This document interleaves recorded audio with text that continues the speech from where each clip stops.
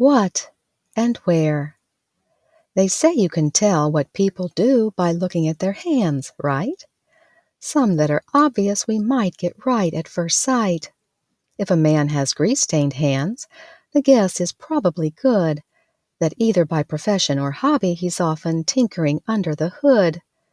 People with stains like these are those who paint at work or at play, and the hands of a potter might often be coated with clay. Soil around nails may give it away that one is a gardener or farmer. Dry chapped hands a dishwasher. Cuts a butcher or barber.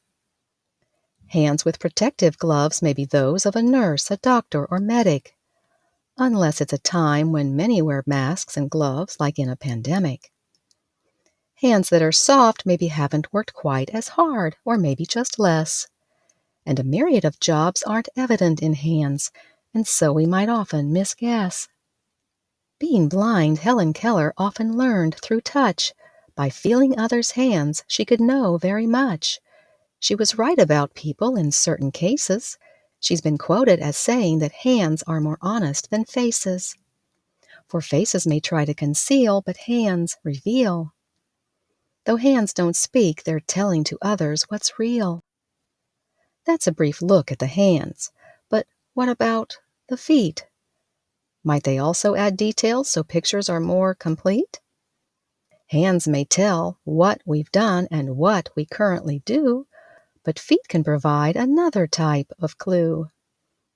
They sometimes reveal where we're headed or even where we've been, and whether one's life is pure or bent on corruption and sin.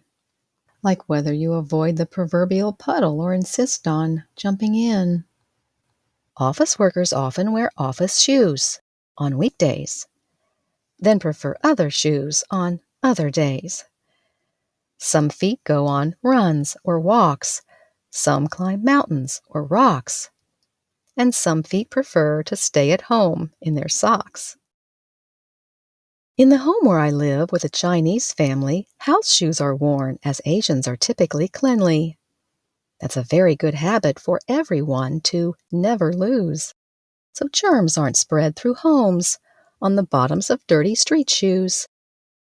And house shoes can let others know about the wearer's whereabouts. Empty shoes can be clues as to where the wearers are in the house, especially when they're not worn on carpet, so their roughness doesn't ruin it. In this case, the family of 4 have all gone upstairs. When the housekeeper's shoes are there, she's likely up doing some laundry of theirs. But when they're outside her door, she's maybe resting from her cares. House shoes left by these doors have each been exchanged for outside pairs, perhaps just to walk or to check the mailbox or for sunshine and semi-fresh air. But if the wearer's car isn't there, he or she could be anywhere. So feet and shoes can sometimes show the places where people have been, and sometimes where they are now in the house and even which rooms they are in. But what about where people are going? Can feet and shoes also provide that knowing?